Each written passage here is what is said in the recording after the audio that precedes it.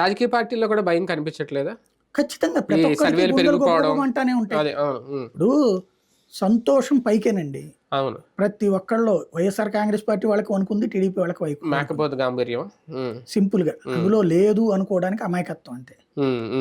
ఒక రకంగా సర్వేలు ఎవరికి వాళ్ళు చేయించుకున్నా ఏం చేసినా పల్లెలు వర్సెస్ పట్టణాలు అన్నట్టుగా ఈసారి ఎన్నికలు ఉండబోతున్నాయి. ఎందుకంటే ప్రతి గ్రామీణ ప్రాంతాల్లో దాదాపుగా మరి అన్ని చోట్ల ఉన్నాయో లేదని కానీ మ్యాక్సిమం నేను చూసింది కూడా రైతు భరోసా కేంద్రాలు కానీ, హెల్త్ క్లినిక్లు కానీ, లేదంటే ఈ గ్రామ సచివాలయాలు, వార్డు సచివాలయాలు, నాడు నేడు పేరుతో బళ్ళు డెవలప్మెంట్, ఇవన్నీ ఎక్కువ అక్కడే కేంద్రీకృతం అవ్వడం, అక్కడ ఎక్కువగా ఉండడం. అలాంటి పట్టణాల్లో లేవని కాదు నా ఉద్దేశం. కాకపోతే ఎక్కువ ఓటు బ్యాంకు అక్కడ అధికార పక్షానికి రావడం, అక్కడ కూటమికి కాస్తంత ఇబ్బందికర వాతావరణం. అందుకే వేవ్ వన్ సైడ్ కాలేకపోతుందా?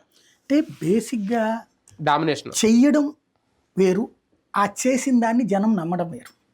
అదే ఇప్పుడు చంద్రబాబు నాయుడు 2014 నుంచి 19 దాకా చేసింది తనే పీక్ స్టేజ్ అని నమ్మాడు, అంతే కదా. అవును. రుణమాఫీ చేశాను, అంతా చేయకపోయినా కొంత చేశాను, 3 విడతల్లో ఎంతో కొంత ఇచ్చాను.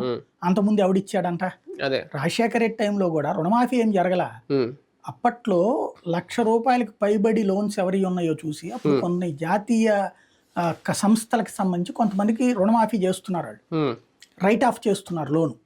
ఆ చేస్తున్న టైంలో అది బీజేపీ విమర్శిస్తుంది కాబట్టి ముందు జాగ్రత్త చర్యగా రైతుల రుణాలు ఎంత ఉన్నాయంటే ₹1,00,000 పైబడి ఏళ్ల